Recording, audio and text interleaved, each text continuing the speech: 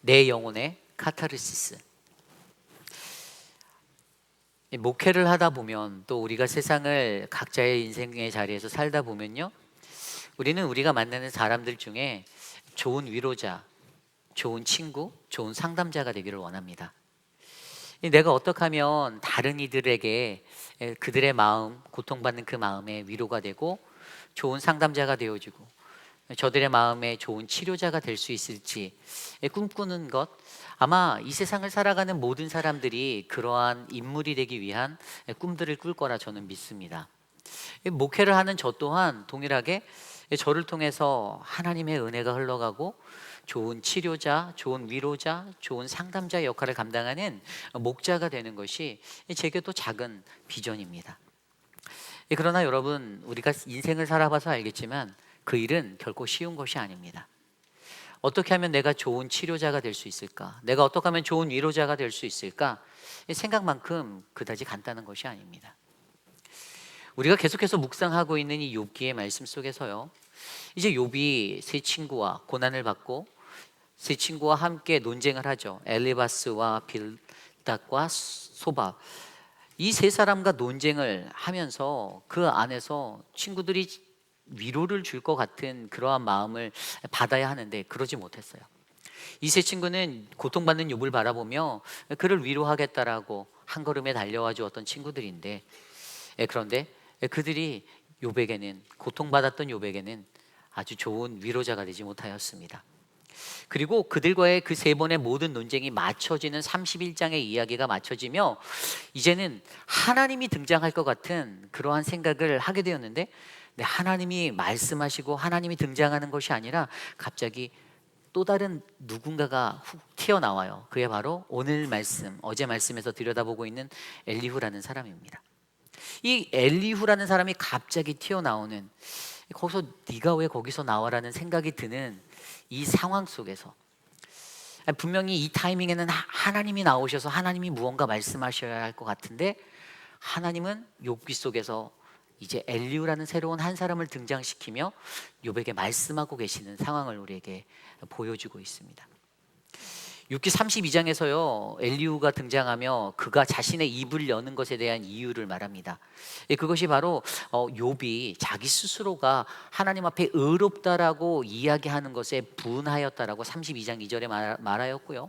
그리고 그 뒤에 말씀에서 욥에게 같이 대화하던 세 친구가 욥을 설득하지도 못하고 논리정연하게 말하지도 못해서 아무런 영향력도 주지 못한 것을 분개하여서 그들을 향하여서 나이가 어린 내가, 젊은 내가 그들 앞에 내가 말한다라는 그러한 입장으로 32장부터 등장하기 시작합니다. 그리고 오늘 읽었던 이 말씀 속에서도 그는 여전히 내가 너희들을 중재하겠노라, 나는 욥의 새 친구였던 너희들보다 내가 더 잘 중재할 수 있어, 하나님과 욥 사이를 내가 잘 중재할 수 있고 그의 마음을 내가 설득할 수 있어, 나는 논리적으로 말하고 내가 그렇게 좋은 중재자가 되어 위로자가 되어 욥에게 나가고 있어라고 표현하며 나가고 있습니다. 그러나 여러분, 우리가 이 땅을 살할 때 너무나도 잘 아는 것은 좋은 치료자, 좋은 위로자가 되는 것이 쉽지 않다라는 것이죠. 그래서 오늘 우리는요, 우리가 묵상하는 이 욥기 33장의 말씀을 통하여서 우리 인생에 과연 어떠한 모습을 가져야만 성경을 통하여 우리는 어떠한 좋은 위로자, 좋은 치료자가 될 수 있는지를 고민해 보려 합니다. 여러분, 심리학적 용어 또 문학적 용어 중에 카타르시스라는 영어 단어가 있습니다. 아실 거예요. 카타르시스가 뭡니까? 제가 알고 있었던 카타르시스는요, 예전에 소천하신 저희 아버지나 저희 할머니가 TV 드라마를 보다가 썩내는 것을 보고 카타르시스라고 생각했어요. 제가 그렇게 이해하고 있었어요. 뭐 그런 거 있잖아요. 어떤 뭐 계모가 등장해갖고 막 억압을 하는 거예요. 그러다가 이 계모한테 억압받는 이 진짜 딸이 나중에 좋은 백마탄 왕자를 만나서 막 반전의 역사로 대기업 회장의 며느리가 되는 막 그럴 때 저희 TV를 보시던 저희 할머니가 그래 잘했다 저거야라고 외치셨던 그 카타르시스, 이 희열을 느끼고 전율을 느끼는 그러한 카타르시스라는 단어가 있습니다.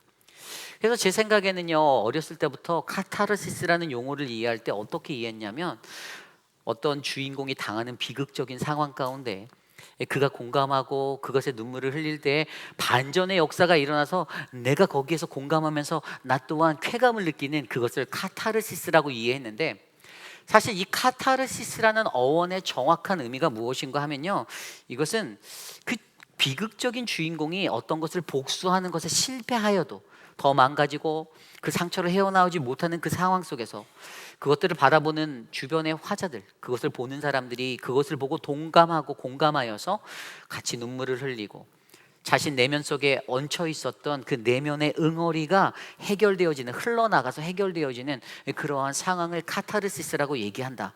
다시 말해서 간단하게 설명하면, 우리가 고통받는 누군가를 바라보며 내 마음의 답답함이 내보내어지는 상태, 정화되어지는 상태, 이것을 카타르시스라고 설명한다라는 것입니다. 이 카타르시스라는 단어는요, 헬라어 카타로스라는 단어에서 왔어요. 이 청결이라는 단어예요.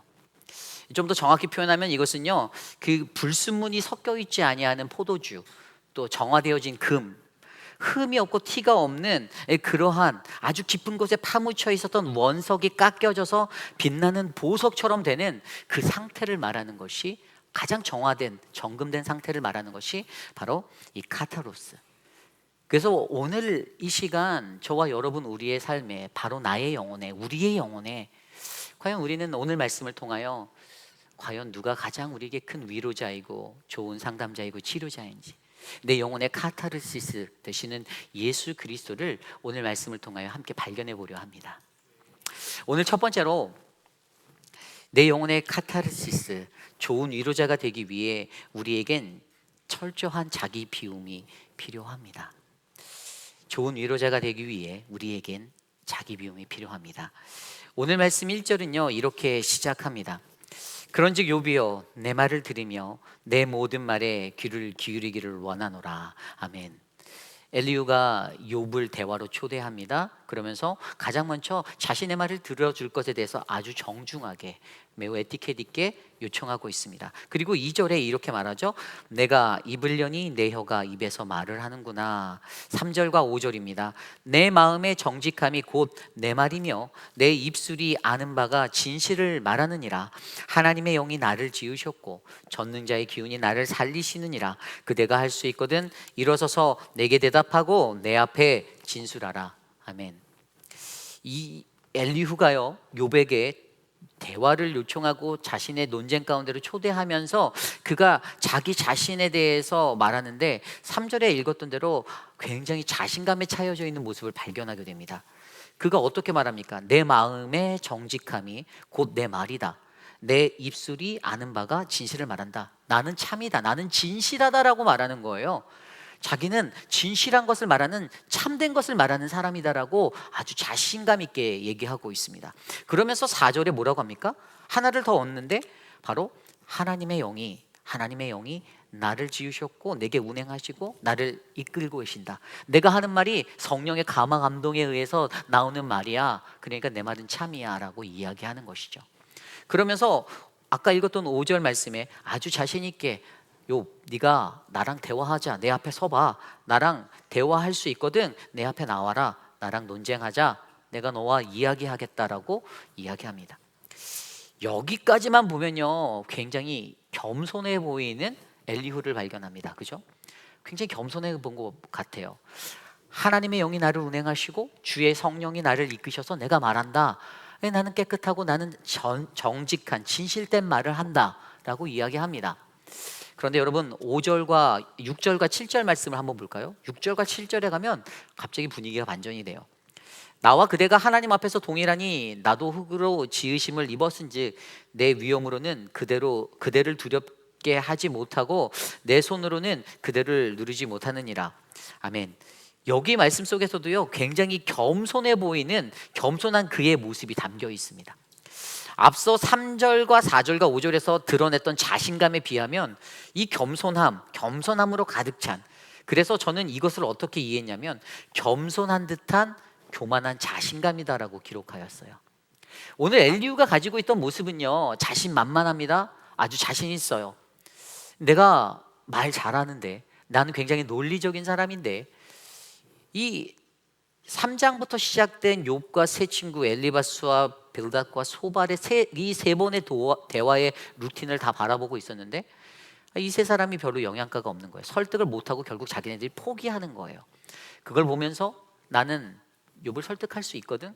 자신감에 가득 차 있는데 굉장히 5절, 6절과 7절에 말한 것처럼 겸손하게 나도 너처럼 흙으로 지은 사람이고 내게는 뭐 그렇게 큰 강압적인 것이 없이 그냥 흘러가는 대로 하는 이 말이다라는 것들을 겸손히 말하는 듯 하면서도 오늘 엘리후라는 사람은요, 겸손한 듯한 굉장히 교만한 자신감을 가지고 말하고 있다는 것입니다. 오늘 그의 모습을 좀 더 자세히 살펴보면요, 이러한 것들을 느낄 수가 있는데요. 첫 번째가 자신만만한 엘리후예요. 앞서 말씀드린 대로 3절과 4절과 5절에서 나왔던 대로 자신이 충만한 겁니다. 내가 할 수 있다라고 느끼는 거예요. 내게는 그런 능력이 있다라고 생각하는 겁니다. 내가 말하는 것 다른 사람에게 밀리지 않아. 왜냐하면 나는 늘 참이거든 이라는 생각이 엘리후에게 사로잡혀져 있었다는 것이죠. 두 번째로 생각해 볼 수 있다는 것은요, 자신이 진리를 가지고 있다라고 확신하는 것이에요. 여러분, 물론 진리를 가지고 살아가는 것 믿는 이들에게 매우 중요합니다. 진리 대신 예수 그리스도가 우리에게 있어서 우리가 그것을 자신 있게 확증하고 선언하고 사는 거 멋진 모습이에요. 그런데 오늘 엘리후가 가진 이 진리의 모습은요, 어떤 어폐를 낳냐면 안 그런 듯 하면서도 이미 자신의 생각으로 판단하고 자신이 옳다라는 생각 가운데 다른 사람을 틀렸다라고, 너는 그렇게 의로운 사람이 아니야 라고 지적하는 그 모습, 그것이 바로 잘못이다라는 것이죠. 오늘 말씀 12절에 보면 이렇게 나와 있어요. 12절입니다. 내가 그대에게 대답하리라. 이 말에 그대가 의롭지 못하니 하나님은 사람보다 크심이니라. 아멘. 앞서 8절부터 보면요, 뭐라고 얘기했냐면요, 내가 네 말을 들었는데 너가 나는 깨끗하고 나는 악인이 아니고 나는 순전하고 불의하지도 않고 하나님께서 나에게 잘못을 찾으시는 것 같고 나를 원수로 여기시는 것 같고 내 발에 착고를 채우셨다라고 불평하는 그 욥의 모습을 바라보았는데요, 여러분, 실제적으로 욥은 불평한 것이 아니에요. 여러분, 고난당한 사람은요, 정말 자신이 그 놓여진 상황 속에서 내가 받는 이 고난의 이유를 궁금해합니다. 그렇죠. 내가 왜 이렇게 힘들어야 될까? 내가 왜 고난받아야 할까를 걱정하고 궁금해한다라는 것이에요. 그래서 욥은 그냥 하나님께, 내가 믿는 그 하나님께, 하나님이 내게 고난 주시는 분님을 알면서도 하나님, 내가 왜 지금 고난 당해야 합니까? 라고 물어보는 거예요. 그런데 이것을 바라보는 다른 사람들은 야, 쟤 또 불평한다, 쟤 또 컴플레인 하네 라고 생각하며 나아가는 것이죠. 왜냐하면 그들의 마음 가운데 바로 자기 스스로가 진리고 내가 참이라는, 옳다라는 믿음이 너무나도 강하기 때문이에요. 결국에 그래서 자신이 진리를 가지고 있다라고 확신하는 이 모습이 잘못된 엘리후의 모습이다라는 것이죠. 그러면서 한 가지 또 보여지는 것이 뭐냐면 위선적인 삶의 모습을 보여주는 엘리후가 나타나요. 아까 12절에 읽었던 말씀처럼 정말로 내가 다 알거든, 너는 의롭지 않거든, 하나님이 사람보다 크거든이라고 말할 수 있는 것, 이것이 바로 그 스스로도, 자기 스스로도 다른 사람을 품지 못하는 위선적인 모습을 보여주고 있다는 것입니다. 그렇습니다. 우리가 세상을 살아갈 때에요, 저와 여러분 우리도요, 겸손한 듯한 교만한 이 자신감에 쌓여 실수할 때가 있습니다. 연약할 때죠. 내가 알고 있다라는 거예요. 나는 다 안다라는 거예요. 그리고 내가 맞다라는 거예요. 내가 진리라는 거예요. 나는 하나님이 내게 성령으로 함께 하시는 이런 생각을 가지고 때로는 교만한 그 자리에 설 수 있다라는 것입니다. 겉으로는 괜찮나요? 아무렇지 않아요. 그런데 내 스스로가 다른 사람들이 부딪힌 그 직면한 고난의 자리를 바라보고 내 스스로가 섣불리 판단하여서 우리도 그들의 상처에 또 다른 상처를 얻는 그런 실수를 하고 있지는 않습니까?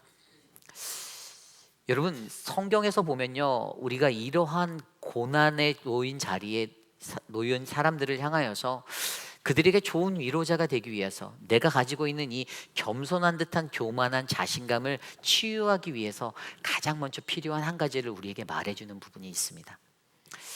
마태복음 19장의 이야기가 바로 그 이야기예요. 마태복음 19장에 보면 부자 청년이 나옵니다. 매우 젊은 아주 영한 영맨이라고 되어 있어요. 그 젊은 청년이 예수님께 나아갑니다. 그리고 예수님께 무엇을 물어봅니까? 예수님, 선생님, 내가 무슨 선한 일을 하여야 영생을 얻을 수 있습니까? 라고 묻습니다. 선생님이라는 극존칭을 쓰며 나아갔어요.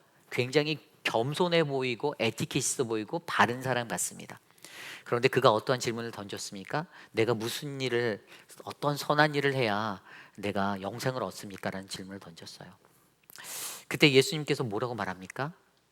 계명을 지켜라. 어떤 계명이라고 설명해 주셨죠? 살인하지 말라, 간음하지 말라, 도둑질하지 말라, 거짓 증언하지 말라, 부모를 공경하라, 내 이웃을 사랑하라. 너무나도 잘 아는 그 말씀. 그러자 이 젊은 청년이 뭐라고 반응했죠? 제가 그거 다 했습니다. 내가 그거 다 잘 지켰습니다. 저 다 했는데요. 도대체 내게 무엇이 부족합니까? 이 모든 것을 내가 지켰는데 뭐가 부족하죠? 라고 말하는 거예요. 그때 예수님께서 마태복음 19장 21절에 이렇게 말씀하십니다. 내가 온전하고자 할진대 내 소유를 팔아 가난한 자들에게 주라. 그리하면 하늘에서 보화가 내게 있으리라. 그리고 와서 나를 따르라. 아멘. 그리고 그 음성을 듣고 그 청년이 22절에 보면 재물이 많음으로 이 말씀을 듣고 근심하며 돌아가니라. 아멘. 여러분, 어찌 보면 오늘 이 청년의 모습이요, 이 세를 살아가는 겸손한 듯한 교만한 자신감에 쌓인 저와 여러분들일 수 있습니다. 아우 선생님이요, 아우 선생님이요. 그러면서도 이 청년이 정말 듣고 싶었던 말은 뭐예요? 너 그 계명 다 잘 지켰구나, 잘했다, 칭찬받고 싶었을 거예요. 너 뛰어나고 훌륭한 사람이야. 그런데 예수님께서는 그렇게 말씀하시지 않았어요. 오히려 내가 가지고 있는 모든 소유를 다 가난한 자들에게 팔아서 나누고 그리고 나서 나를 따라올래? 라고 이야기했다라는 것이죠. 여러분, 이 말씀이 주는 핵심은요, 그 젊은 청년이 예수님을 온전하게 따르지 못했다라는 것입니다. 그게 포인트예요. 그의 마음속엔 여전히 그의 재물이, 그의 소유가, 그의 가치관과 그의 생각과 그의 중심이 잡혀 있었어요. 자신의 것을 다 털어낼 수 있는 이 자기 비움, 이것이 없었다라는 것입니다. 오늘 엘리후가요, 좋은 치료자, 좋은 위로자가 되어 나아가겠다라고, 내가 해결하겠노라, 욥의 세 친구였던 너희들이 행하지 못하였던 걸 내가 보여줄게라고 자신만만하게 나아가며 대화를 시작했습니다. 그런데 여전히 그의 마음속에서도 어떻게 해요? 자신이 비워내지 못한 이 자기 비움이 없었던 거예요. 여러분, 저와 여러분, 우리의 삶 가운데 우리도 좋은 위로자가 되기를 원하잖아요. 그렇죠? 저는 여러분들도 그런 위로자들이 될 수 있다라고 보아요. 어찌 보면 여기 서 있는 이 목회자인 저보다 더 뛰어난 상담가적 기질이 있으신 분들이 있을 수도 있어요. 그럴 거라고 믿습니다. 그런데 더욱더 중요한 것은 그런 위로자가 되기 위해서 우리들은 가장 먼저 나 자신을 비워내셔야만 합니다. 나 자신을 비워내지 못하는데, 비움이 없는데 거기에 그게 비워져야 하나님을 채울 거 아니에요. 다 꽉꽉 채워져 있는데 거기에 무엇을 채우시렵니까? 저와 여러분, 우리의 삶 가운데 사랑하는 우리 회의필 장로교회에 이러한 위로의 은사들이 넘치는 우리 모두가 되시기를 간절히 축원합니다. 이것이 오늘 말씀의 첫 번째 내용의 카타르시스, 바로 좋은 위로자가 되기 위해서 우리에게 주어진 자기의 비움이 절실히 필요합니다입니다.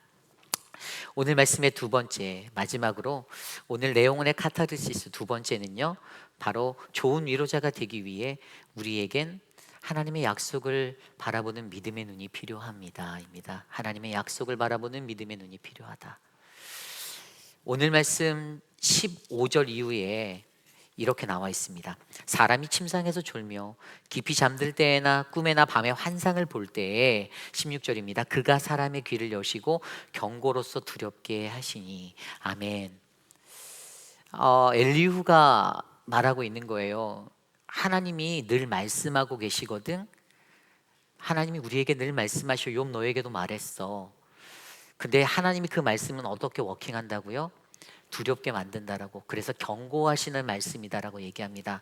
그러면서 그것에 대해서 좀 더 자세히 설명하는데, 뭐라고 설명하냐면 왜 이것을 말씀해 주시는가, 왜 경고하시는가, 그 뒤에 17절 18절 말씀에 보면요, 이렇게 나와 있습니다. 이는 사람에게 그의 행실을 버리게 하려 하심이며 사람의 교만을 막으려 하심이라. 그는 사람의 혼을 구덩이에 빠지지 않게 하시며 그 생명을 칼에 맞아 멸망하지 않게 하시느니라. 아멘. 여기에 보이는 것이 무엇이죠? 여기에서는요, 그의 행실을 버리게 하고 교만을 막게 한다, 구덩이에 빠지지 않게 한다, 죽지 않게, 생명을 잃지 않게 한다라는 이 유익이 담겨 있어요. 하나님이 고난을 주시는 이유에 대해서 말하는 거예요. 왜 하나님이 고난을 주시나, 고난의 유익이 무엇인지를 설명합니다. 여러분, 오늘 엘리후가 말하는 것 중에서요, 엘리후가 어긋난 자기 비움의 모습을 갖고 있었지만 그래도 제가 엘리후를 조금이라도 높게 평가하는 이유, 제 친구보다, 그 이유는 바로 이것입니다. 과거의 친구들은요, 과거 지향적인 인생을 살았던 사람들이에요. 과거 지향적인 인생 뭐냐 하면, 욥에게, 고난당한 욥에게 너의 과거는 죄인이었기 때문에 너가 지금 고난받아라는 논리로 말하는 거예요. 그래서 그 사람이 죄인이 되어야만 하는 거예요. 그런데 엘리후는 어떻게 말합니까? 미래지향적인 비전으로 말을 하고 있어요. 고통의 원인이 아닌 고통의 유익을 말하며, 이 고통의 유익을 통해 하나님이 우리에게 오늘도 말하고 계시고, 그래서 우리가 회복되어 줄 수 있다라는 이야기를 건네는 거예요. 굉장히 다른 시각으로 욥에게 접근하여서 엘리후는 말하고 있다는 사실을 우리는 바라보아야만 합니다. 여러분, 사람이 살아갈 때 저와 여러분 우리 모두가요, 각자가 고정된 우리의 생각을 가지고 살죠. 인과응보라는 것은요, 그들이 전통적으로 배우고 그들이 깨달았던 그들의 삶의 습관과도 같은 가치관이었어요. 그런데 오늘 엘리후는 전혀 다른 새로운 관점의 것으로 어떻게 해요? 인과응보론이 아니라 바로 이 고통의 원인이 아닌 고통의 유익을 바라보는 시선으로 고통을 이해하라라고 욥에게 말하고 있다는 것입니다. 엄청난 차이입니다.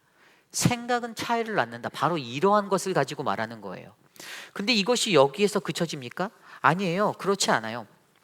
이렇게 18절까지 얘기를 하고 나서요, 23절부터 26절까지 예수를 만나면 대해서 얘기를 하고 있어요. 예수를 만나면 23절입니다. 23절부터 26절. 만일 일천 천사 가운데 하나가 그 사람의 중보자로 함께 있어서 그의 정당함을 보일진대 하나님이 그 사람을 불쌍히 여기사 그를 건져서 구덩이에 내려가지 않게 하라. 내가 대속물을 얻었다 하시리라. 아멘. 예수를 만나면 여러분, 한 천사가 수많은 천사 중에 그 중재자와 같은 진짜 위로자 되는 그 한 천사가 그에게 옳은 길을 보여줄 거다라고 얘기하는 거예요. 그 한 천사가 반드시 있을 거라는 거죠. 누군가 너를 진정으로 위로해 줄 사람이 있어. 걱정하지 마. 세상 사람 다 알아주지 않아도 누군가 한 사람은 그걸 해줄 수 있는 사람이 있어. 그래서 말하는 게 그 대속물 된 예수 그리스도를 말하는 거예요. 그러면서 뭐라고 말합니까? 그때 그렇게 되면 예수를 만나기 위해서 어떻게 해야 된다? 기도해야 된다라고 얘기해요. 그게 바로 그 뒤에 말씀이에요. 그런지 그의 살이 청년보다 부드러워지며 젊음이 회복할 것인데, 26절입니다. 그는 하나님께 기도함으로 하나님이 은혜를 베푸사 그로 말미암아 기뻐 외치며 하나님의 얼굴을 보게 하시고 사람에게 그의 공의를 회복시키시느니라. 아멘. 아멘. 어떻게 해요? 우리가 왜 기도해야 하는가? 고통 중에 왜 기도해야 하는가? 욥 기도해. 이 기도하면 하나님께서 너를 기뻐하게 하실 거고, 그리고 회복해 주실 거야. 오늘 엘리후는요, 과거에 사로잡힌 과거 지향적인 가치관이 아닌 미래 지향적인 가치관을 가지고 그의 고통의 원인이 아닌 고통의 유익을 그에게 말하며 그가 바라봐야 할 예수 그리스도에 대해서 선포하고 있는 것입니다. 여러분, 욥이요, 의문을 제기했을 때 그냥 자신이 받고 있는 고통 속에서 그냥 한탄하면서 막 컴플레인하고 이러려고 말했던 걸까요? 아니요, 저는 그것보다 하나님이 이 고통 중에 나타내는 그 뜻을 알기 위해서 하나님이 어떠한 분이신지를 확인하기 위해서 하나님께 요청했다라고 보아요. 이게 욥기에 흐르는 맥락이에요. 하나님이 우리의 하나님이 되시기 때문에, 욥이 그거를 이해하고 언더스탠하고 있었기 때문에 욥은 그러한 철저한 이 믿음의 눈을 가지고 나아갔던 것이죠. 그러므로 여러분, 저와 여러분들이 고난 중에도 이 약속을 향한 이 믿음의 눈을 버리시면 안 됩니다. 이 눈이 있어야 돼요.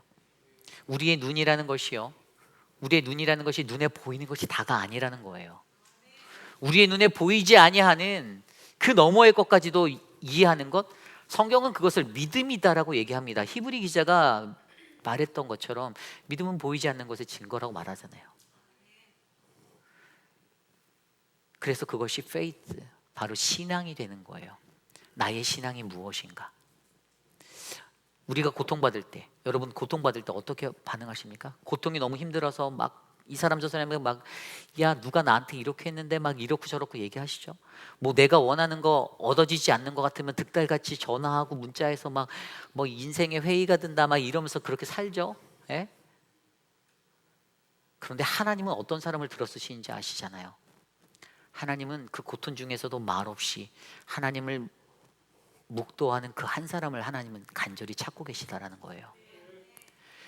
저는 오늘 이곳에 계신 저와 여러분 우리 모두가 그 하나님의 계획을 바라보는 이 건전한 미래지향적인 가치관을 가지고 우리의 고정된 잘못된 생각을 버리고 주님께 나아가는 아름다운 인생이 되시기를 간절히 소망합니다. 그래서 여러분, 우리가 어떻게 이 하나님의 약속을 믿음으로 바라볼까? 그것을 가장 잘 나타내는 말씀은 민수기 13장의 말씀이에요. 모세가 12 정탐꾼을 가나안 땅에 보냈잖아요.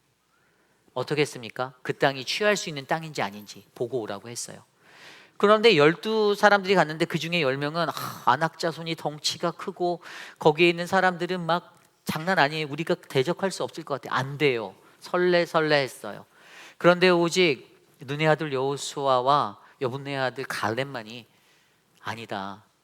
하나님이 우리와 함께 하시면 우리가 그 땅을 취할 수 있다라는 그 믿음의 고백을 드렸습니다. 여러분, 그것을 가지고 그 이야기가 거기서 멈췄으면 믿음의 약속을 바라보는 것들이 그렇게 크게 증명되지 못하는데 이 이야기가 더 의미 있는 얘기가 여호수아 14장에 나와서 증명이 돼요.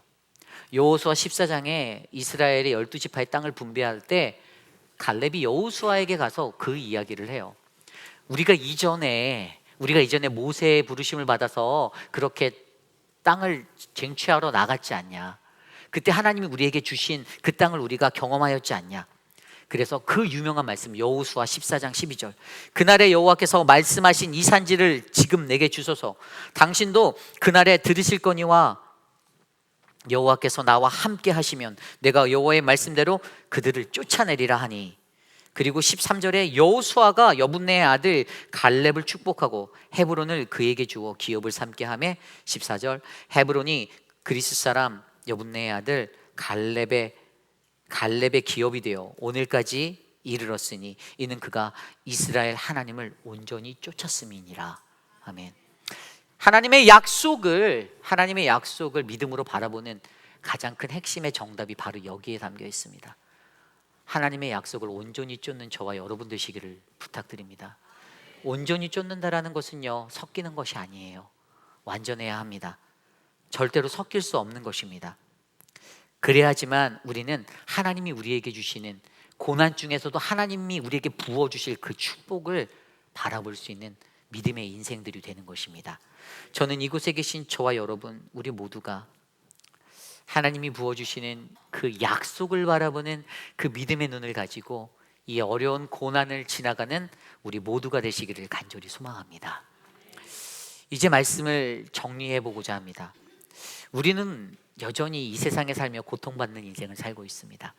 아마 이 자리에 계신 여러분들도 여러분들 중에도 누군가는 남에게 말할 수 없는 탄식과 고통을 끌어안고 사시는 분들이 계실 거라 믿습니다. 그래서 때로는 위로자가 필요하고 위로받기 원하고 좋은 치료를 받기 원하는데 자꾸만 사람들을 돌아보는 나의 습성들이 기억나실 거예요. 사람들에게 위로받고 사람들에게 칭찬받고 사람들에게 따뜻함을 받으려는 그 어긋난 마음, 물론 그게 잘못된 건 아니지만 오늘 말씀을 통해서 우리에게 이 땅에서 가장 중요한 우리에게 큰 위로자, 바로 내 영혼의 카타르시스는 바로 예수 그리스도 되신다라는 사실을 우리는 배우게 되었습니다. 우리가 잘 아는 빌립보서 2장 6절과 8절 말씀이 오늘 말씀을 통해서 우리에게 전해진 자기 비움과 이 믿음의 눈에 관한 모든 것을 다 담고 있는 핵심적인 말씀이에요. 빌립보서 2장 6절 8절입니다. 그는 근본 하나님의 본체시나 하나님과 동등됨을 취할 것으로 여기지 아니하시고 오히려 자기를 비워 종의 형체를 가지사 사람들과 같이 되셨고 사람의 모양으로 나타나사 자기를 낮추시고 죽기까지 복종하셨으니 곧 십자가에 죽으심이라. 여기에서 나와 있는 자기를 비워, 이 헬라어 단어가 바로 아까 제가 설명드린 이 카타로스라는 단어에서 파생된 단어로 사용된 거예요. 비워짐, 자기 비움. 예수님이 그렇게 자기를 비우셨습니다. 그래서 어떻게 해요? 십자가에서 죽으셨다라고 말씀하고 있습니다. 근데 여기서 멈춰진 게 아니에요. 그렇게 살았더니 그 뒤에 말씀에 9절부터 11절에 이렇게 말합니다. 이러므로 하나님이 그를 지극히 높여 모든 이름 위에 뛰어난 이름을 주사 하늘에 있는 자들과 땅에 있는 자들과 땅 아래에 있는 자들로 모두 무릎을 예수의 이름에 꿇게 하시고 모든 입으로 예수 그리스도를 주라 시인하게 하셨으니 하나님 아버지께 영광을 돌리게 하셨느니라. 아멘. 이 약속을 바라보았습니다. 예수 그리스도가 왜 십자가로 가셨나? 당장에 내 앞에서 칭찬받는 거, 내 앞에서 사람들에게 호평받는 거 기대하지 않았어요. 십자가 너머에 있는 그 영광을 바라보고 하나님이 내게 복 주시는데, 하나님이 나를 높여주실 건데, 주님이 내게 은혜가 되시는 데를 바라보며 이 십자가를 향하여 나아갔던 예수 그리스도. 저와 여러분들에게 이 하나님의 약속을 바라보는 믿음의 눈이 있기를 간절히 소망합니다. 오늘 이 시대를 살아가며 우리는 늘 아파하는 상처투성인 인생을 살고 있습니다. 내가 갖고 있는 상처 때문에 다른 사람에게 쏟아붓기도 합니다. 그래서 또 하나의 상처를 핥히고 아프게 만들기도 합니다. 저는 사랑하는 우리 교회의 모든 성도님들이요, 정말 좋은 위로자, 좋은 치료자가 되셨으면 좋겠습니다. 서로를 상담해 줄 수 있는 좋은 동반자, 인생의 동반자,